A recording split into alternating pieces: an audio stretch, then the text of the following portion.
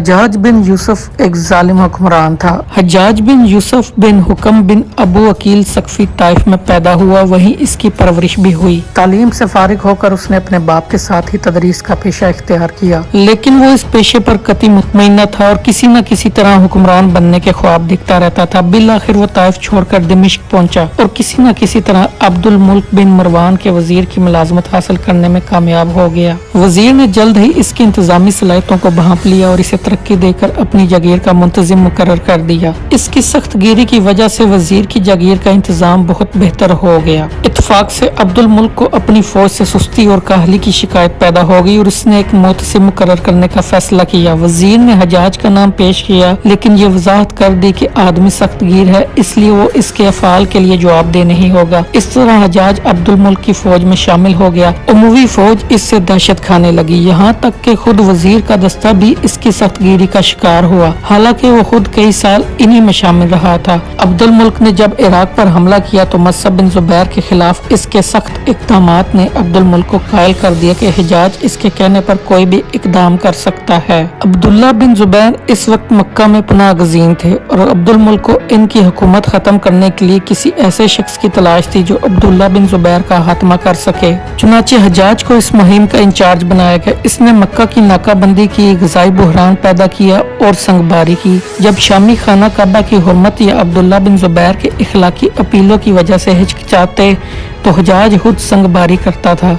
इस मुहिम में इसने इंतहाई सफाकी का मुजाहरा करके अब्दुल्ला बिन जुबैर को शहीद कर डाला और इनकी लाश को कई रोज तक फांसी पर लटकाए रखा।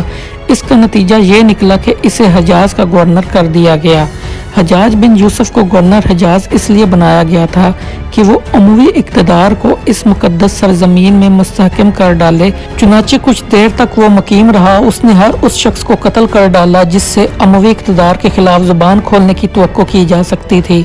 इसके मुजालिम ने अवाम के हौसले पस्त कर दिए और वो उमवी गुलामी पर रजामंद हो गए।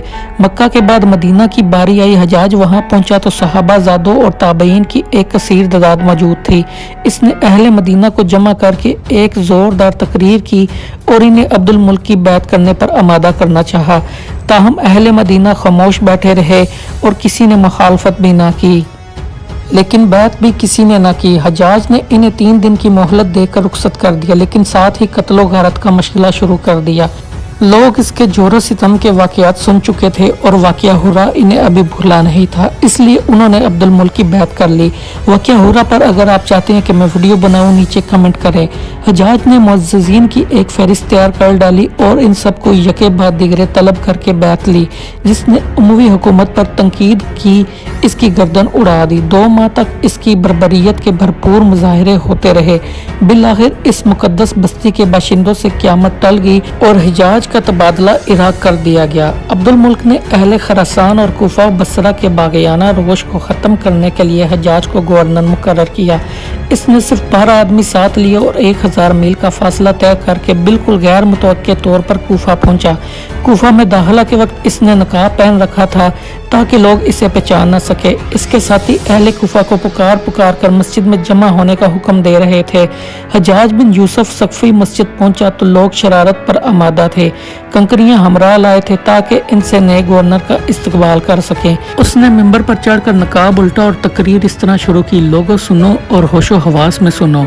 तुम्हारी शोरस पसंदी और शरारतों से तंग आकर अमीरुल मोमिनीन ने इस बार अपनी तरकश का सबसे सख्त तीर तुम पर चलाया है। तुम मुनाफिक, मफसद और बागी हो। तुम नित नई शरारतें करते और हर आने वाले हाकम से बगावत करने के आदी हो। सीधे हो जाओ और अतात के लिए सर झुका दो, वरना तुम्हें ऐसा जलीलो ख्वार करूंगा कि तुम्हारी आइंदा नस्लें तुम पर लानत भेजा करेंगी।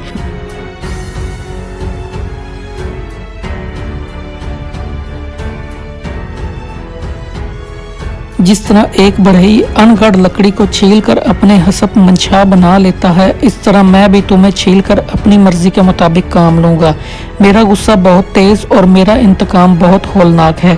तुम सीधी तरह राह पर आ जाओ, वरना खुदा की कसम मैं तुम्हारी खाल खिंचवा कर इसमें भस भरवाऊंगा।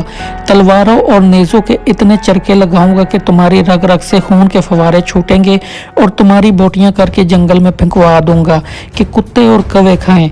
मैंने सुना है कि तुम में से अक्सर मल्लब का साथ छोड़कर लौट आए हैं कि वो अमीरुल मोमिनीन के दुश्मनों की तलवारों का लुकमा बन जाए और तुम बीवी बच्चों में बैठे मजे करो। सुन लो, मैं अमीरुल मोमिनीन के सर की कसम खाकर कहता हूँ कि जो लोग मल्लब का साथ छोड़कर आए हैं वो 2-3 दिन के अंदर अंदर वापस चले जाएं, वरना मुझसे बुरा कोई नहीं। मैं तुम्हारी बीवियों के सुहाग लूट लूंगा और तुम्हारे बच्चों को यतीम बना दूंगा कि वो दर दर की ठोकरें खाते फिरे। मैं देखता हूँ नजरें उठी हुई हैं, गर्दनें ऊंची हो रही हैं, सरों की फसल पक चुकी है और कटाई का वक्त आ गया है। मेरी नजर वो खून देख रही है जो पगड़ियों और दाढ़ियों के दरमियान बह रहा है। हज्जाज जब कूफा से बसरा पहुंचा, वहां के लोगों ने उसके साथ क्या सलूक किया। नाजरीन कराम, ये जानने के लिए हमारे चैनल को सब्सक्राइब करें। मिलते हैं अगली वीडियो में। अल्लाह हाफिज।